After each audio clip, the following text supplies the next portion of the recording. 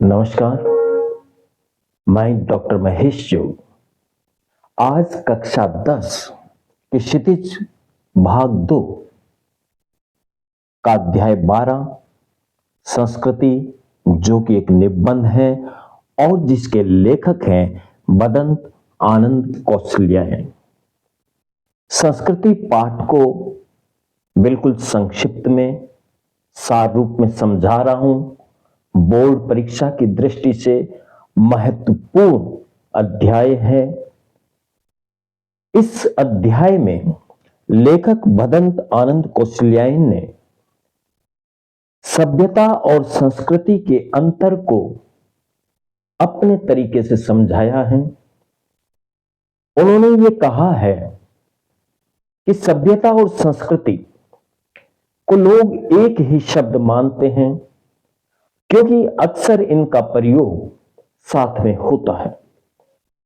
और फिर जिन लोगों को थोड़ी बहुत सभ्यता और संस्कृति की समझ है, इन शब्दों के आगे विशेषण लगाने से इनका अर्थ और अधिक जो है समझ से दूर हो जाता है। लेखक ये बता रहे हैं कि सभ्यता अलग चीज है और संस्कृति अलग चीज है। उन्होंने यह बताया है कि जो व्यक्ति किसी नई वस्तु का आविष्कार करता है, वह व्यक्ति संस्कृत है। उस व्यक्ति द्वारा आविष्कार की गई वस्तु संस्कृति है, और उस संस्कृति यानी नई वस्तु का जो आविष्कार किया गया है, उसका प्रयोग करने वाले सभ्य हैं। यानी पहली बात क्या कि संस्कृति अलग है, सभ्यता अलग है। संस्कृति वह है नई वस्तु का आविष्कार करने वाला, उसे हम कहेंगे संस्कृत व्यक्ति है। जैसे उन्होंने न्यूटन का उदाहरण दिया कि न्यूटन ने गुरुत्वाकर्षण शक्ति का आविष्कार किया, यानी खोज की, बताया लोगों को। आज का विद्यार्थी न्यूटन के गुरुत्वाकर्षण नियमों को जानता है, परंतु वह संस्कृत नहीं कहला सकता, वह सभ्य कहला सकता है।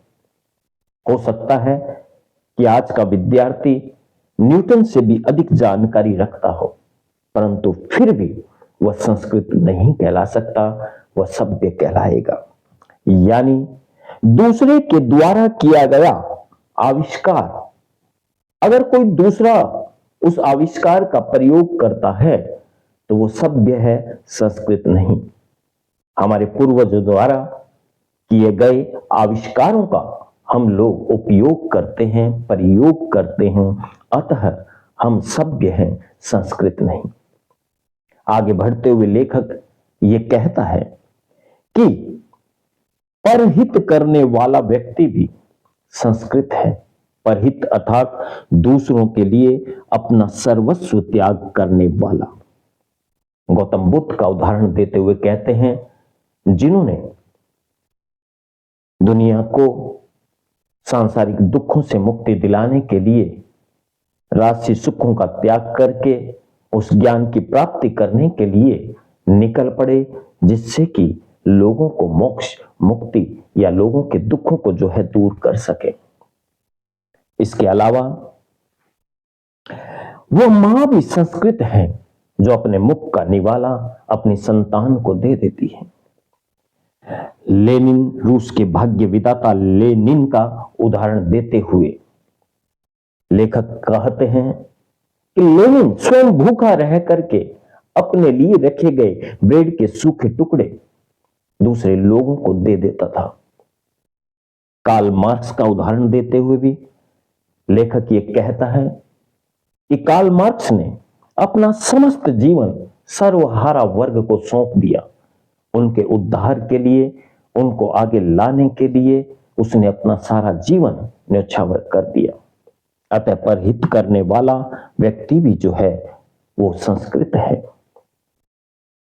आगे करें बात तो लेखक ये कहता है कि जो व्यक्ति, जिस व्यक्ति का पेट भरा है, शरीर पे कपड़ा है यानी तन ढका है, अगर फिर भी उसमें जानने की इच्छा है, वो ये जानना चाहता है कि ये जो ग्रह नक्षत्र हैं किस प्रकार से कार्य करते हैं, किस प्रकार से आकाश में ठहरे हुए हैं, यानी जिज्ञासु व्यक्ति भी संस्कृत है।